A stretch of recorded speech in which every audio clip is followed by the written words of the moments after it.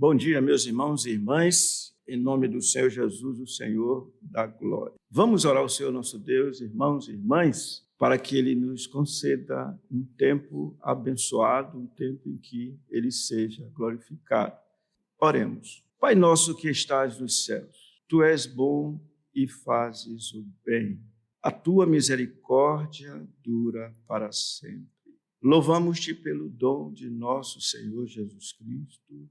Louvamos-Te porque o Senhor tem nos agraciado a cada dia, como hoje renovaste a Tua misericórdia sobre nós. E em nome dEle nós pedimos, dá-nos entendimento, porque quando temos entendimento da Tua palavra, nós usufruímos aquilo que é o bom relacionamento contigo por meio dEle, nosso Senhor Jesus. Guie-nos, portanto, o Teu Santo Espírito por veredas planas, por amor do Teu nome. Nós oramos pelos demais irmãos, pelas crianças, por aqueles que hão de ministrar e estão ministrando a Tua palavra, não só aqui nesta igreja, mas onde quer que o Teu povo esteja, que o Senhor seja engrandecido. Oramos em nome de nosso Senhor Jesus, pedindo que nos perdoe os pecados.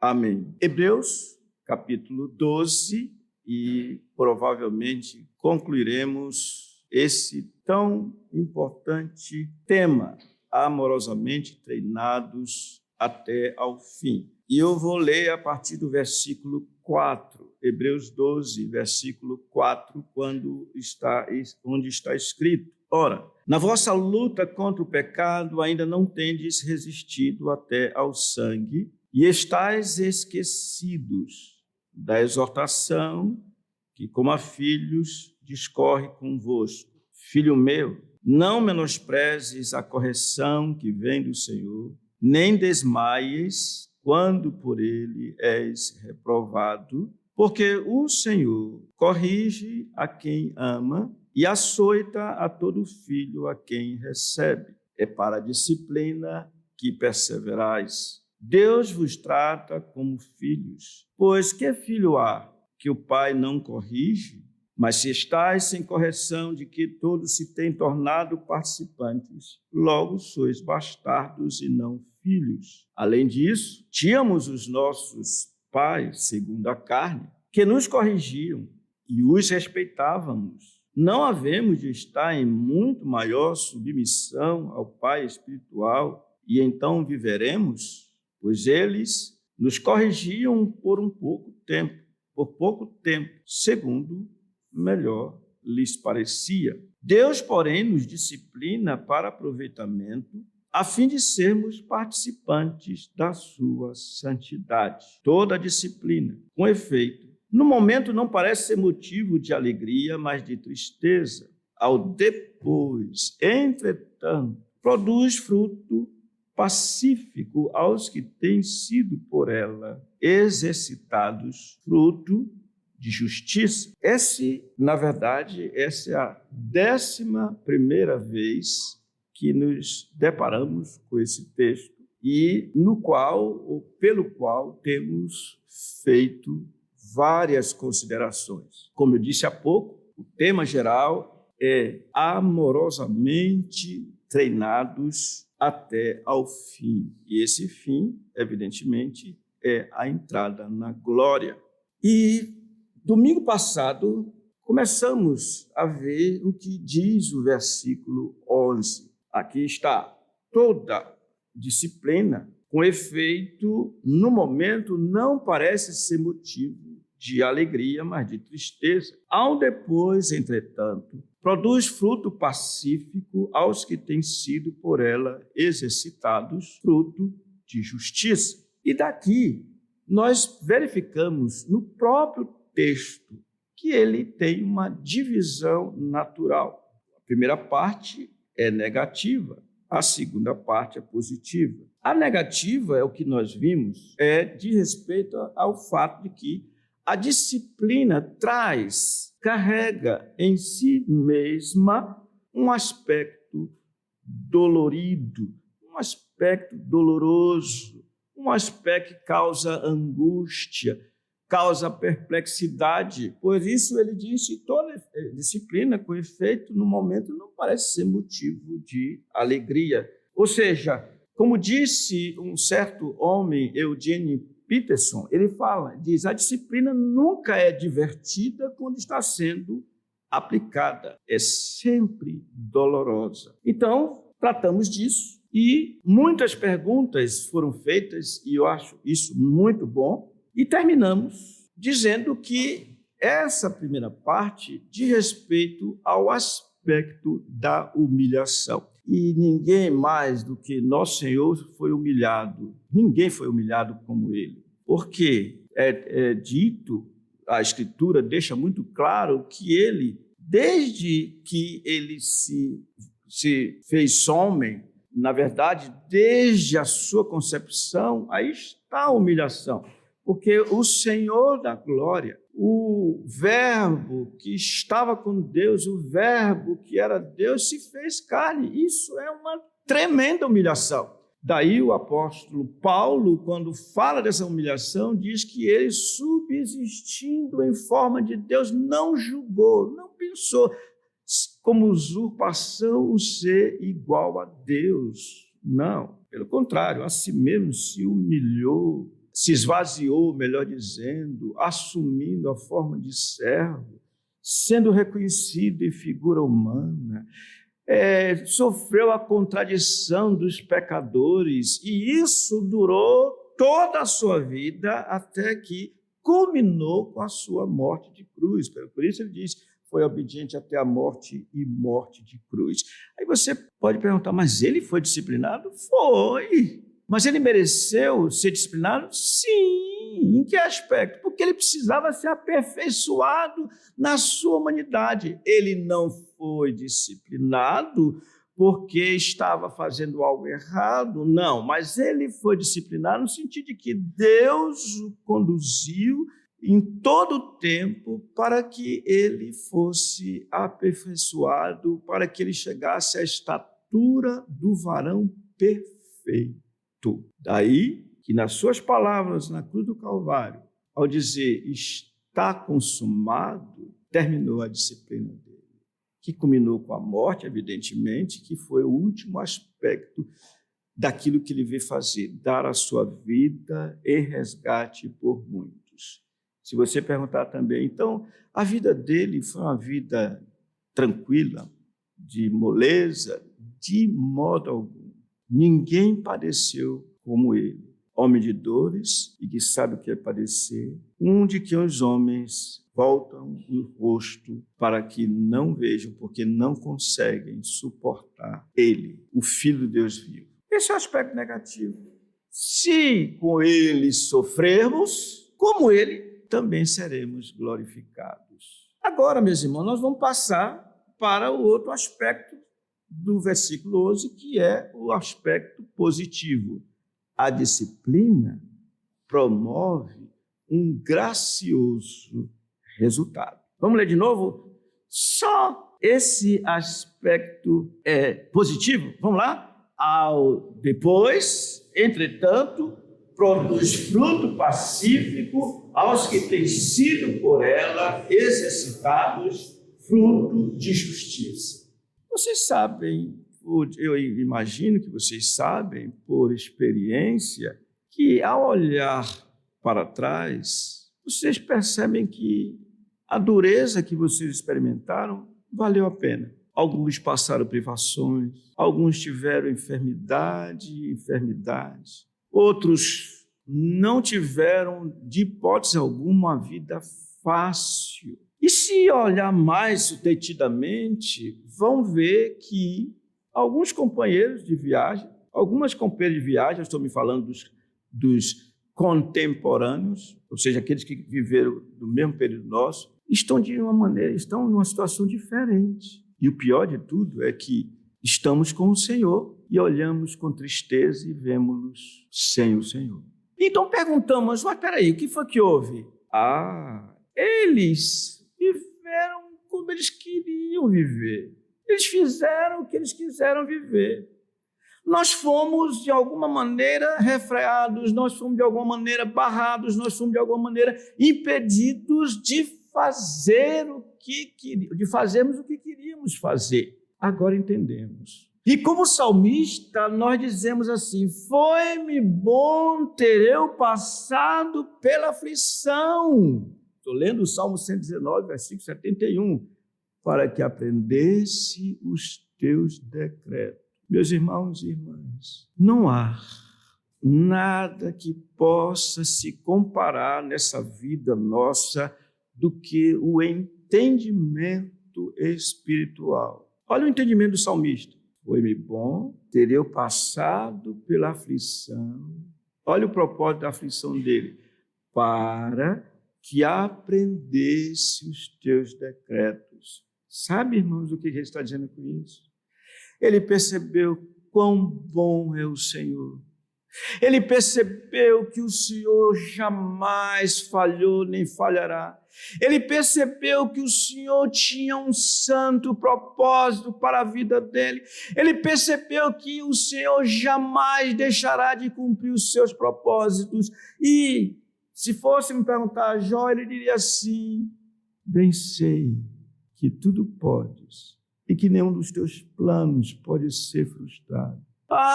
Quando o Senhor me retirou todos os bens que eu tinha da noite para o dia, quando o Senhor tirou de mim minhas três filhas e meus 7 filhos, eu quase desesperei. Quando o Senhor tirou a saúde de mim, eu quase enlouqueci.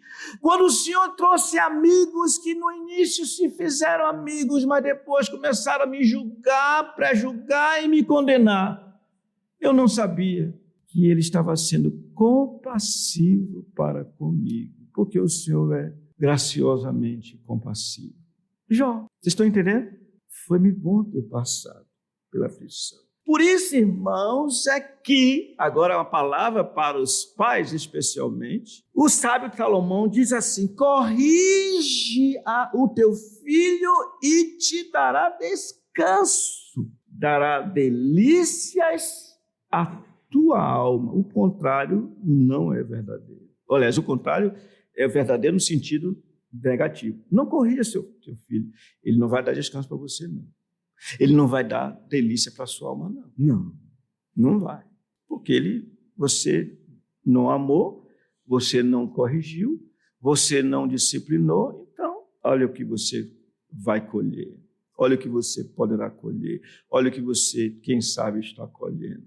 Toda disciplina, nós já vimos. Ou seja, castigar, disciplinar, impedir e tantas outras coisas relacionadas com aquilo que é necessário para nos manter no trilho. Ou seja, todas essas coisas trazem o seu gracioso resultado.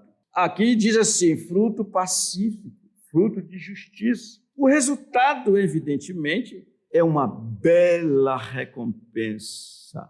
Fruto pacífico, irmãos, não existe na nosso viver algo que seja mais agradável, confortador, consolador, que produz alegria, consequentemente, do que o fruto pacífico. E quando ele usa a expressão fruto pacífico, ela está ligada ao relacionamento com o Senhor. Por isso, disse Paulo aos Romanos: justificados, pois, mediante a fé, temos paz com Deus, mediante a fé em nosso Senhor Jesus Cristo. Irmãos, uma consciência golpeada nos acusando do pecado que cometemos, do que fizemos, do que deixamos de fazer, é muito ruim. Eu sei o que é isso por natureza, por experiência. Mas quando a consciência vem e não nos acusa, pelo contrário, nos defende. Calma, não se preocupe. No devido tempo, todo mundo vai saber a verdade. Não se quiete, não.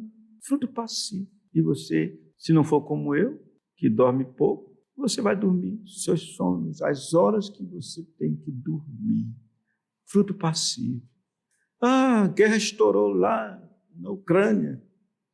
A Rússia invadiu a Ucrânia. O mundo está em polvorosa e você continua confiando no Deus que põe termo à guerra. E o Deus que diz: sossegai, aquietai-vos e sabei que sou Deus. Sou exaltado entre os povos, sou exaltado entre as nações. Estão entendendo? Fruto pacífico. Se uma guerra estourar contra mim, ainda assim confiarei. Salmo 34. Bendirei o Senhor em todo o tempo. Fruto de justiça. Enfim, a disciplina produz o que disse Eugene Peterson. Ele diz: quem é treinado adequadamente se torna maduro no relacionamento com Deus. Como eu preciso disso? Vou repetir. Quem é treinado adequadamente se torna maduro no relacionamento com Deus. Eu vou lembrar aqui para vocês alguém que foi treinado para isso. Um jovem, devia ter seus 16, 17 anos, talvez, entre 15 e 17 anos melhor. Ele tinha vários irmãos, muitos irmãos, e ele era o queridinho do seu pai. Os irmãos tinham inveja dele. Além disso, ele era fiel ao seu pai. E porque era fiel ao seu pai, mais aumentava a oposição dos seus irmãos contra ele. Por quê? Porque na sua fidelidade ao pai, ele contava o que acontecia com os irmãos. Ele não fazia parte daquilo que eu chamo de corporativismo. Quem é ele? José. Viu como vocês sabem? Eu não dei o nome dele, mas vocês sabem. Eu pergunto, a vida de José foi fácil? Não. Aliás, até a mãe e o pai de José não gostaram de quando ele disse algumas coisas, como se José estivesse dizendo assim: papai e mamãe, se preparem, porque no futuro, pelo sonho que eu tive, vocês vão se curvar diante de mim. E José estava sendo treinado, disciplinado, foi vendido como escravo. Os irmãos roubaram-no, tiraram a sua liberdade, não ouviram o seu grito lá na cisterna, socorro, e eles fizeram ouvido de moco, venderam-no para um viajante, e esse viajante fez negócio com ele e entregou-o nas mãos de um homem chamado Potifar, não é isso? Caiu nas graças de Potifar e foi desenvolvendo, porque ele era assim, ele ia trabalhando. E diz a Bíblia em vários momentos, e Deus estava com ele. Que coisa, Deus com ele na prisão, Deus com ele na difamação, porque ele era alguém novo, bonito, e a mulher de Potifar, descarada, ela então resolveu partir para cima dele. E ele, fiel a Deus, a ponto de dizer para ela assim: acaso pecaria eu contra Deus? E ela insistiu, ela achou que podia conseguir o que queria, até que ele, porque tinha que servir a casa, entrou na casa dela, ela pôs a mão nele, a saída dele foi correr e deixou a roupa dele, que serviu de prova contra ele, porque ela gritou. É assim, a paixão, quando não se sacia, ela se volta contra o objeto da paixão. Esse homem tentou me agredir, sexualmente falando, difamação. Mas o Senhor estava com ele. E deixou de ser difamado? Sim. E levaram-no para onde? Para a prisão. Na prisão, o Senhor estava com ele, e ele na prisão fazia o seu trabalho, de modo que chamou a atenção até do carcereiro. Dá vontade de contar só essa história. Mas tem um episódio que alguns não concordam com o meu pensamento. José tinha que aprender, ele está na caminhada com o Senhor, está sendo disciplinado. Vocês lembram dos dois presos famosos que chegaram lá, um copeiro e o outro era o quê? Padeiro. O padeiro devia ser gordinho, né? Padeiro, cara, sempre cheio.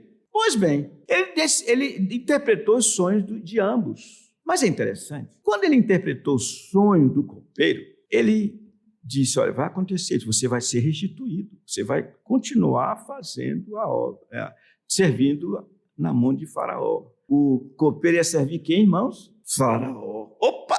Era exatamente a pessoa que podia favorecer José. E José disse assim: olha, mas quando você chegar a esse ponto, lembra de mim, Porque eu estou nesse lugar, nessa masmorra, eu nada fiz. O que José fez nessa hora, irmãos, para mim, desculpa, José, eu vou perguntar a ele depois se ele concorda comigo. José, você murmurou? Além de você murmurar, José, você pôs sua confiança naquele homem que, porque você tinha favorecido ele, ele ia retribuir o favor. Mas, ironicamente, diz a Bíblia, todavia, o copeiro se esqueceu e de José não se lembrou 2 anos. Ele aprendeu, ele está sendo treinado, irmãos. Aí sim, no final, depois com o seu coração sem ressentimento, sem angústia, sem ódio dos seus irmãos, ele lhes disse: quem sou eu? Deus estava pavimentando toda essa história. Deus estava cumprindo o seu propósito. Por isso, agora eu estou aqui para que se preserve a vida de Israel. Porque Deus prometeu aos nossos pais que haveria de salvar o seu povo. No fim da história, José é mais maduro, José no relacionamento com o Senhor, José desde o início vencedor, mas agora sabendo que ele era mais do que vencedor. Tudo bem? Eu sei que alguns não concordam com... Eu fico chateado porque eu chamo José, digo que José murmurou, mas no meu entendimento murmurou.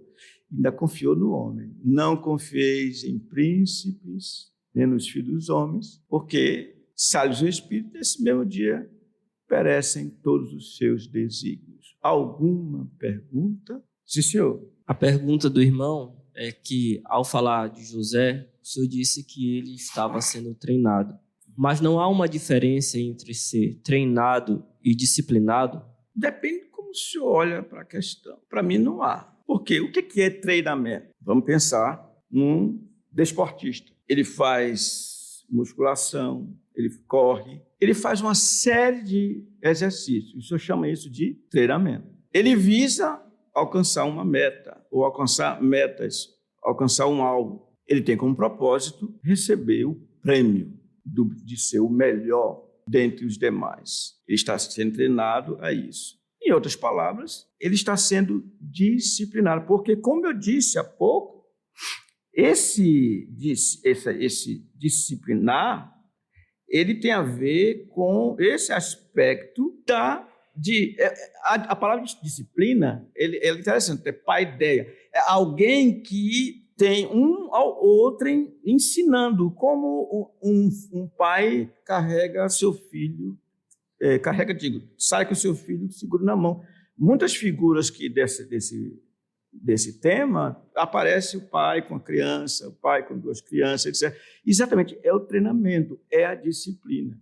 A questão é que treinamento não causa a nossa visão a mesma dor que a disciplina causa. O treinamento nem sempre envolve dor, mas a disciplina não, ela gera sofrimento. Tá.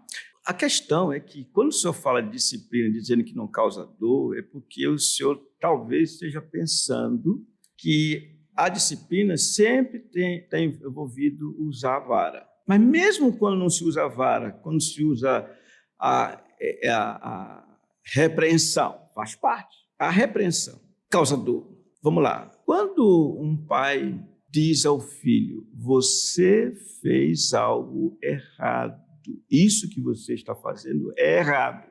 Não continue fazendo isso porque não agrada ao Senhor. Ele se alegra ou ele fica triste? Triste. Isso é disciplina. Dependendo da situação, o Senhor não só diz o que disse para ele, mas também usa um instrumento como meio de restituição daquilo que ele fez. Então ele tem a dor da repreensão, e ele tem a dor no uso da vara. E isso causa sofrimento. Tá lá. Só tem um que não teve necessidade do uso da vara no sentido de que ele devia restituir, a não ser por outrem. Eu estou aqui para ler para vocês, à medida que o senhor falava, eu estava aqui com a Bíblia em ponto para mostrar para vocês. Por favor, Hebreus, capítulo 5, nos fala assim. Vamos lá, disciplina, tá? Versículo 7. Ele, Jesus, nos dias da sua carne, tendo oferecido com forte clamor e lágrimas. Quem clama desse jeito? Está sofrido? Sim. Orações e súplicas a quem o podia livrar da morte. Está vendo o sofrimento aí? Sim. E tendo sido ouvido por causa da sua piedade. E então ele explica. Embora sendo filho, aprendeu a obediência pelas coisas que sofreu e tendo sido aperfeiçoado, ou seja, a sua humanidade. Ele chegou à estatura do varão perfeito, tornou-se o autor da salvação eterna para todos os que lhe obedecem. Ele sofreu, ele passou por todas as agonias que o ser humano pode passar. Ele experimentou todas as dores que qualquer ser humano pode passar, para que ele pudesse ser capaz de ser sumo sacerdote, alguém que se condói, ou seja, se sofre com os que sofrem. Isso é disciplina? É. O Senhor Deus o disciplinou, o Senhor Deus o conduziu em todo o tempo, até mesmo colocou naquela situação, o Espírito do Senhor levou para ser tentado pelo diabo. E em todas essas coisas, ele se saiu muito bem. Aprendeu a obediência pelas coisas que sofreu. Está respondido? Disciplina ou treinamento é a mesma coisa, não vejo diferença não. Claro que a disciplina envolve a ideia mais claramente da repreensão, da correção, na educação, a palavra de Deus. Toda a Escritura é inspirada por Deus e útil para o ensino, para a correção, para a repreensão, a fim de que o homem de Deus seja perfeito, ou seja, amadurecido e perfeitamente habilitado para toda boa obra. Outra pergunta. Como podemos saber se estamos sendo disciplinados pelo Senhor Deus? Por exemplo, rei Davi e profeta Jonas foram disciplinados. Como sabemos que estamos sendo disciplinados pelo Senhor Deus? Se você estiver pecando e você está satisfeitíssimo com o seu pecado, pode anotar, você não está sendo disciplinado por ele, não. Você está indo que nem disse o salmista no Salmo 73. Você dá uma passada para frente e vai duas para trás. Porque você está fazendo o que você quer fazer, o Senhor não lhe incomoda, você odeia uma pessoa e você continua odiando, e falando mal e desejando mal. O Senhor Deus não está contigo, não. Está ruim a sua situação, muito ruim. Mas se você é pego odiando e o Senhor diz, olha, ore por ele, ore por ela. É Deus trabalhando em você. Eu estou dando alguma coisa bem simples, um exemplo bem simples, uma ilustração bem simples. Imagina um marido que o tempo todo ele não consegue dizer, minha esposa, eu não devia ter feito isso, perdoe-me. Não, o miserável passa a vida toda na dele, e manda e desmanda, e faz, e ela, coitada aí, subjugada. Miserável, você não está sendo disciplinado pelo Senhor, não. Você está indo buraco. Pergunta se eu respondi a pergunta. Ora, na disciplina do Senhor, nós não vamos fazer o que queremos. Olha, irmão, você lembra o que diz a Bíblia? Andar no Espírito e jamais satisfareis a concupiscência, o desejo da carne, porque o Espírito milita contra a carne, e a carne milita contra o Espírito contra a carne, para que, porventura, não façais o que seja do vosso querer. Então, se a gente está aí vivendo numa boa, não tem esses negócios assim? Tudo ótimo. Não quebrou a cara aqui, não quebrou a cara ali, e o Senhor dizia, peça perdão, vamos lá. E você chora, etc. Se não tiver isso, e outras coisas mais, você tem tudo para ser quase um bastardo, e não um filho, porque o filho o Senhor corrige. Ei, está satisfeita a pessoa? Respondi. Tudo bem? Dessa maneira, deveríamos nos alegrar sabendo que o Senhor nos disciplina porque Ele nos ama. Como disse ele aos nossos antepassados. Deuteronômio capítulo 8, versículo 5. Ele diz assim: sabe, pois, no teu coração, que como um homem disciplina seu filho, assim te disciplina o Senhor teu Deus. É pena que a gente não consiga olhar para a pandemia, alguns de nós não conseguem olhar para a pandemia e ver como uma disciplina do Senhor. Não foi só para os descrentes, não, para todo mundo.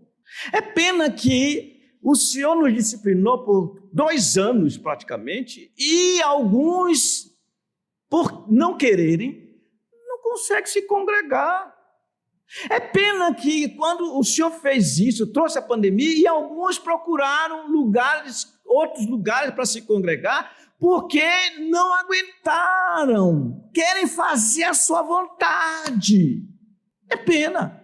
A pandemia é uma disciplina, é vara do Senhor sobre o mundo. Falo com temor. Vejamos então, quem é nosso modelo? Já temos falado dele. O nosso modelo nessa questão da disciplina, do resultado dessa disciplina. Devemos ter a ele, nosso Senhor Jesus, como modelo, sabendo que ele passou, como já disse, pelo processo de aperfeiçoamento do princípio até ao fim. Não é à toa, irmãos, que a Escritura fale dele quando ele tinha 12 anos, dizendo assim: crescia Jesus em sabedoria, estatura e graça diante de Deus e dos homens. Crescia. Eu fico com vergonha, mas se você olhasse para a mão do Senhor, não ia ser uma mão lisazinha assim. Outro dia, não, eu não vou dizer, não, eu ia dizer o que a minha esposa disse para mim, mas não vou dizer, não. Tá. Mas se você olhar para a mão do Senhor, você ia ver a mão do Senhor com calo. Ele trabalhava como carpinteiro, começou ajudando a levar coisas, viu, João Batista? Levar ferramenta e foi treinado. Não foi uma vida fácil. E como vimos há pouco, foi aperfeiçoado. Irmãos, é interessante uma diferença entre o Senhor Jesus e Adão. Entre o primeiro Adão e o último Adão. O primeiro Adão já nasceu homem. Já foi criado homem. Mas o último Adão, não. Teve que ser concebido. Teve que passar os 9 meses no ventre materno. Teve que nascer, saiu das entranhas da mulher. Teve que se amamentar, teve que tomar, quem sabe, papa, não sei qual era a comida deles, teve que ser puxado pela mão, teve que... Irmãos, que impressionante. Vocês percebem a diferença do último Adão e o primeiro Adão?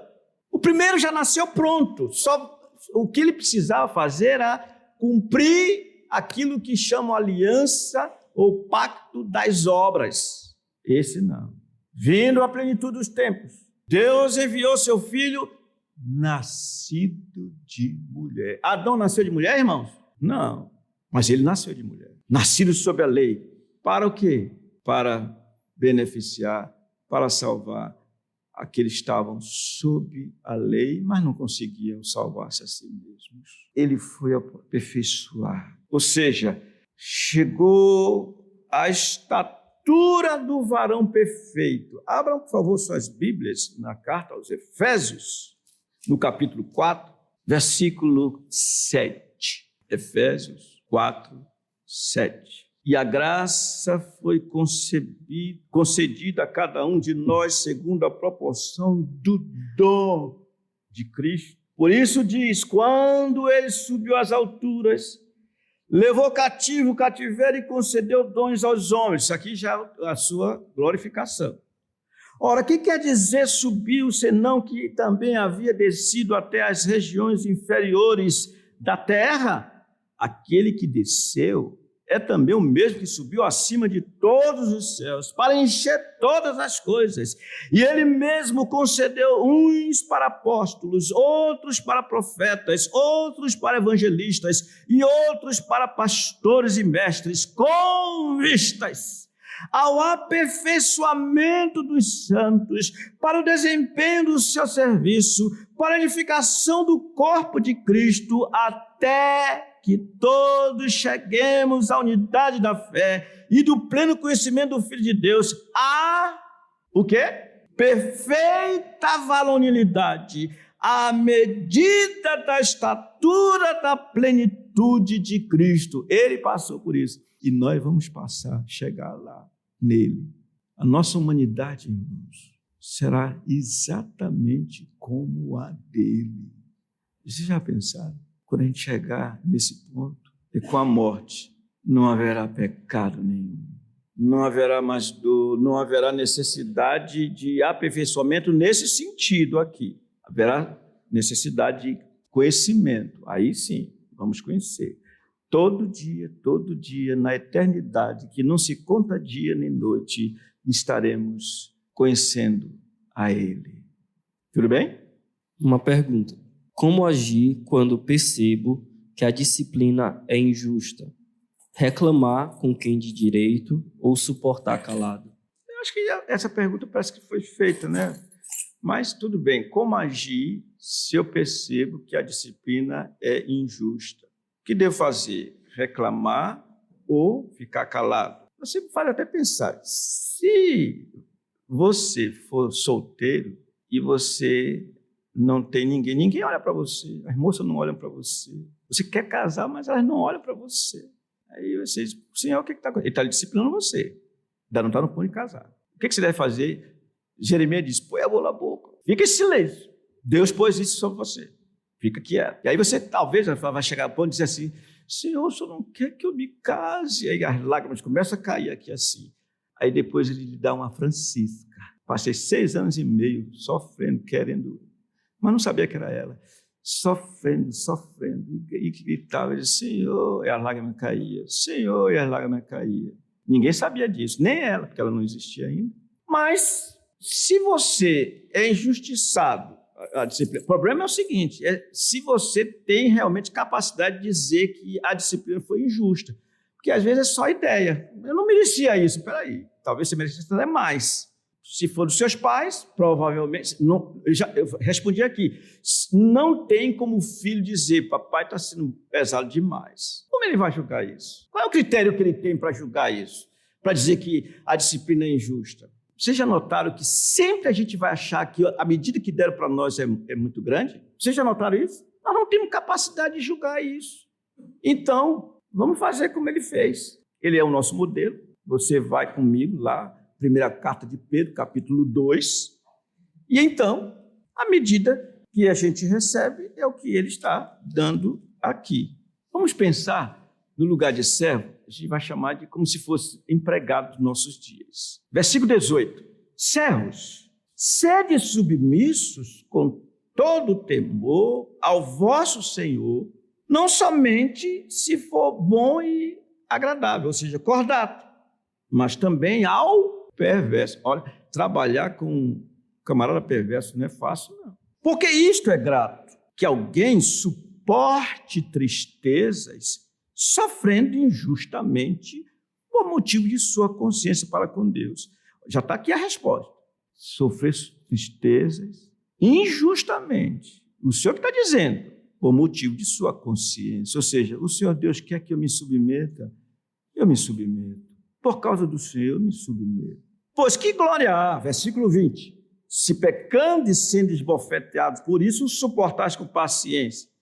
Se, entretanto, quando praticais o bem, sois igualmente afligidos, e o suportais com paciência, isto é grato a Deus. Porquanto para isso mesmo fostes chamados, pois que também Cristo sofreu em vosso lugar, deixando-vos exemplo para seguir os seus passos. Ele sofreu, não por causa dele, no vosso lugar. Vamos lá.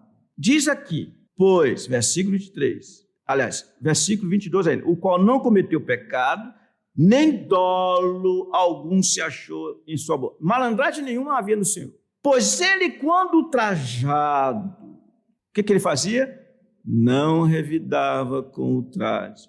Quando maltratado, não fazia ameaças, mas olha aí o que ele fazia: recorria a Deus, mas entregava-se àquele que julga retamente. Bem, o melhor mesmo é isso.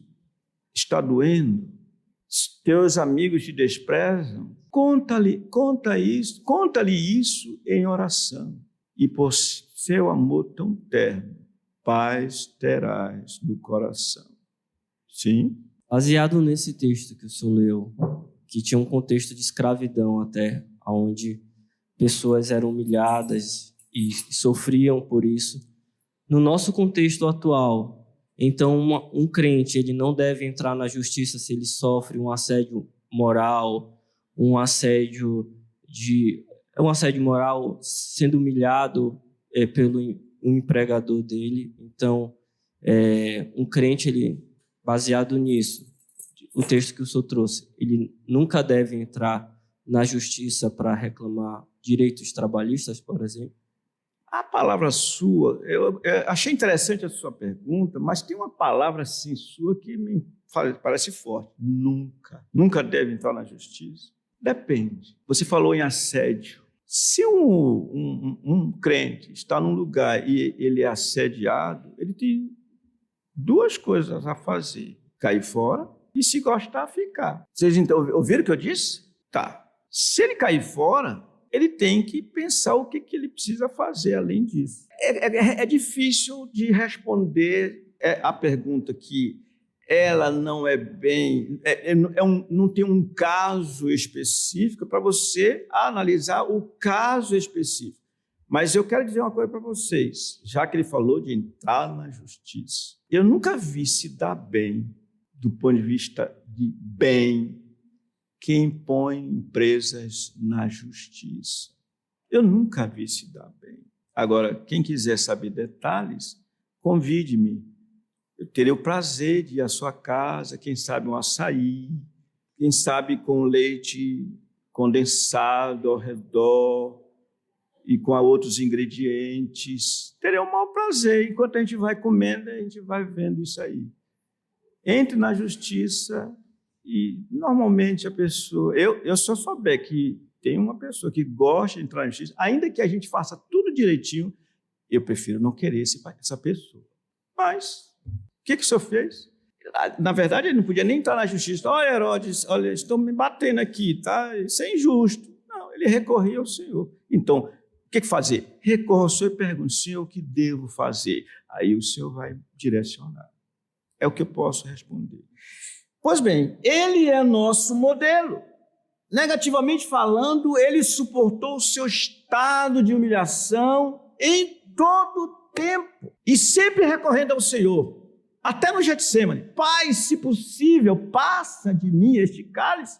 Porém, positivamente falando, ele colheu o fruto correspondente à sua obediência. Porque está escrito no profeta Isaías: ele verá o fruto do penoso trabalho de sua alma e ficará satisfeito. O meu servo, o justo, com seu conhecimento, justificará a muitos, porque as iniquidades deles levará sobre si.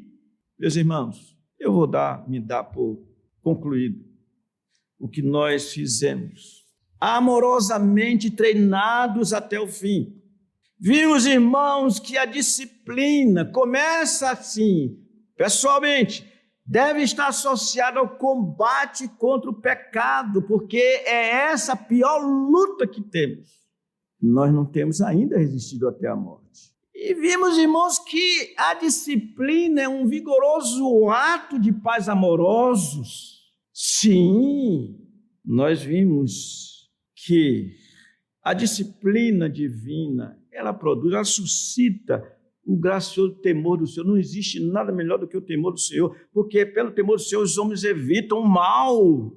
Nós vimos que a disciplina do Senhor visa forjar o caráter dele nos seus filhos. E agora, por último, vimos que a disciplina do Senhor nos conduz a um resultado, gracioso resultado. Eu quero contar uma ilustração. Essa eu nunca contei aqui, não. Eu penso que eu nunca contei. Minha mãe era viúva, tinha 2 filhos, minha irmã mais velha e eu mais novo. Menininho. Ela saía para trabalhar e deixava a gente na casa da vovó. A vovó materna. E a vovó tinha, assim, no quintal dela, a gente conhecia por fava, esses feijãozinho verde. Tinha lá era muita fava. E eu não tinha o que fazer. Olhei para as favas e disse, eu vou tirar essas favas. E comecei tirando fava, achando que estava abafando. Quando a minha avó viu, ela botou para chorar. Chorou. Ela chorou tanto que a mamãe chegou antes do tempo. Eu acho que eu ouvi o choro dela. E ela disse, irmã de Noel, esse menino fez isso. Mamãe não perdeu tempo. Deu a sua por cada fava. Irmãos, eu vou num sítio, eu vou em um lugar. Não pense que eu vou pegar um caju.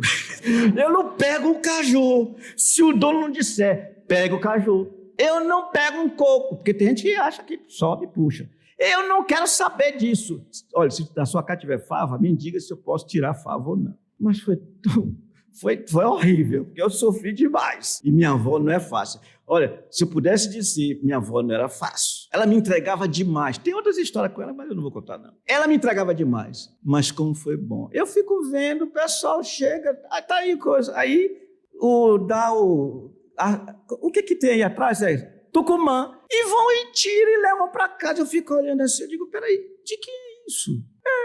Na maior assim, tira e leva. Eu digo, mas peraí, de quem é? Pediu a quem? Eu bem sei que tudo podes e que nenhum dos teus planos pode ser frustrado.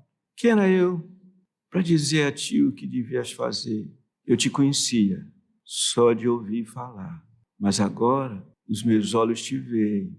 Por isso, me arrependo, me abomino e me arrependo no pó e na cinza. Como tu és misericordioso, compassivo, louvado seja o nome do Senhor.